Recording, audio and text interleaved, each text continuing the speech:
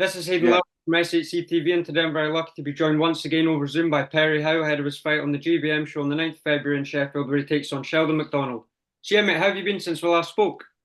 I'm good, mate. I'm good. I've been a busy boy, very busy boy. So, what I wanted to start with is, sort of a recap on last year, because last time we spoke, it was before the fight against Ricky for the Central Area title. Yeah. So, sort of like recap on last year, like apart from that, I'm pretty sure you had 7 fights. So, yeah, sort of like recap on last year. Yeah, that's fine, mate. Yeah, so yeah, that was the last time I spoke to you, weren't it? Just before the Central area. Yeah, it seems a million miles ago, that million years ago. But yeah, I've been a busy boy since then. Obviously, out of boxing, I was moving house. I've got married. Yeah, life's been trucking on quite fast. And in between it, obviously, I've managed to squeeze 7 fights away, all in the away corner. Yeah, so obviously on to this upcoming fight with Sheldon. How did that sort of come about, and how long have you known about it for? So that fight's always been on the cards. Obviously, Sheffield cruiserweight. It should have been an easier one to make than it has.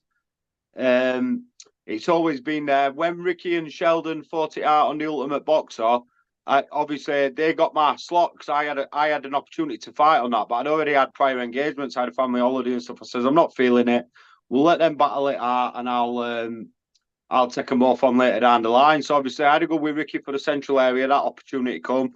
Ricky won that fair and square on the night. The bet man on the night won.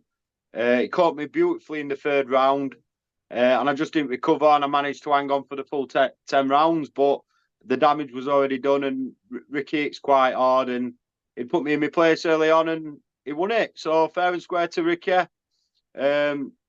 I hope to see him back in the ring soon as well, back in the mix with us. Because once I beat Sheldon up, I won't mind taking that title off him. Yeah, so that sort of leads me on to a question that I was going to ask you, and that's sort of about the Ricky Reeves fight. Obviously he's had a very stressful year, getting fights and obviously like injuries.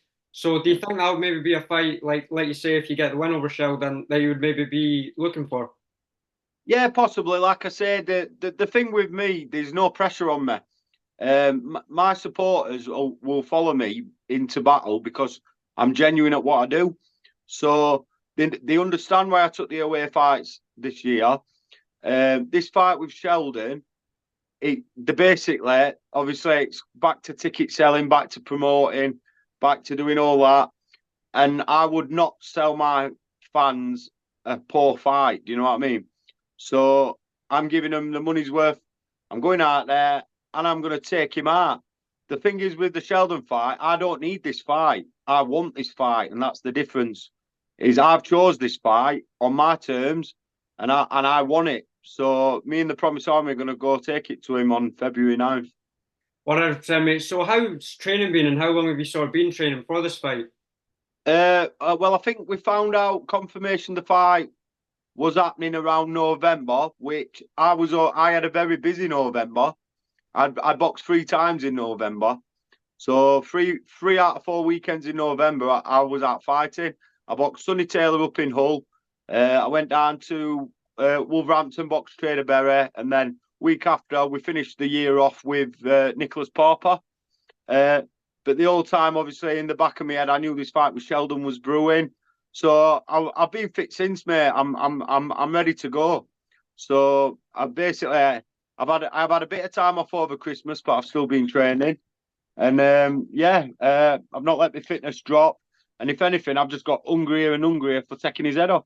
This fight obviously been on the GBM card, we've just had the media day and the press conference just over the weekend there. So apart from your fight on the GBM card, which fight would you say you're most looking forward to? Oh, what, on the night?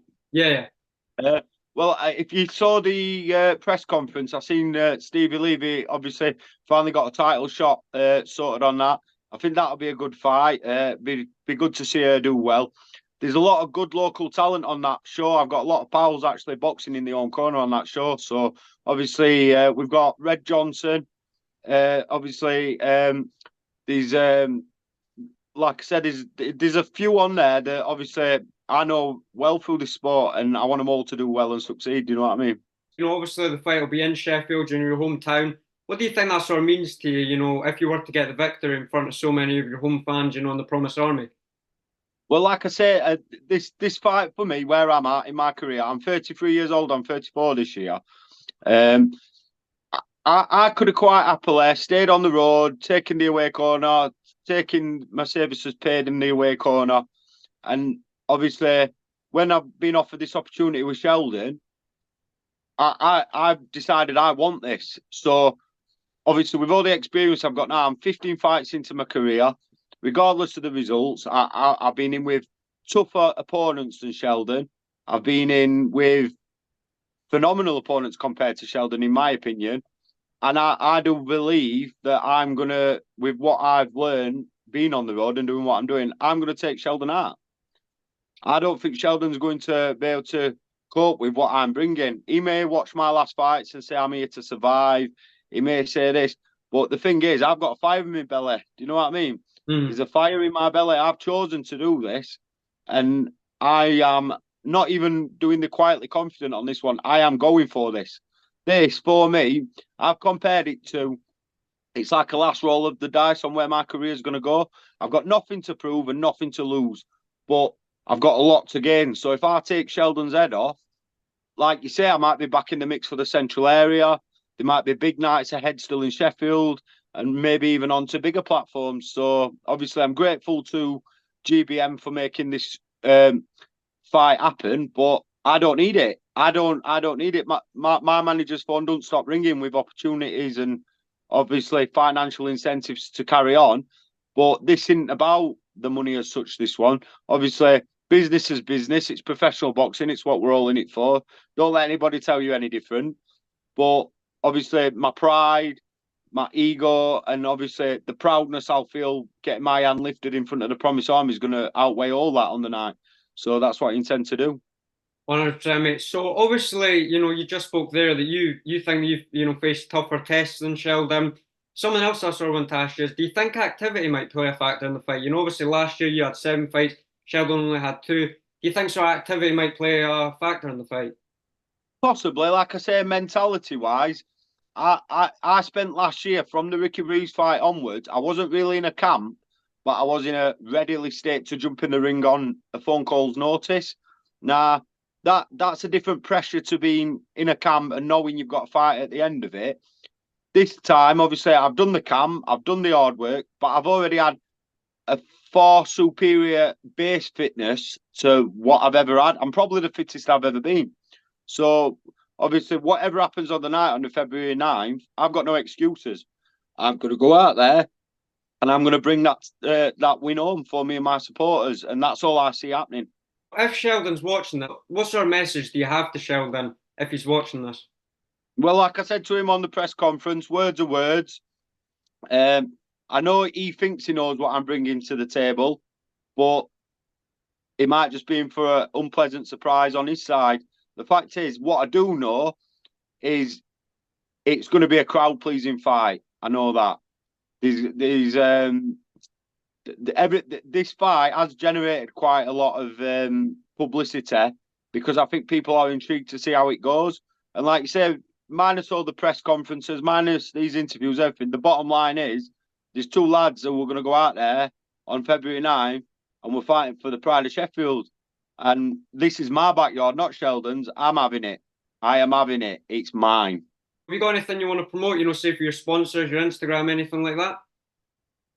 Yeah, I'd just like to say, obviously, thank you to all my sponsors. Obviously, I've got my Steel City Gutters hat on. Obviously, I got day job duties with them. My gaffer's been extremely reasonable with, obviously, the times I've needed for promo and stuff, and he allows me to fit that in. And obviously, every other one of my sponsors behind the scenes who are purchasing tickets, funding all the medicals and everything, they're making this night happen. I'm going to do this fight for them. I'm going to win this fight for them as well. I hope I make them all proud.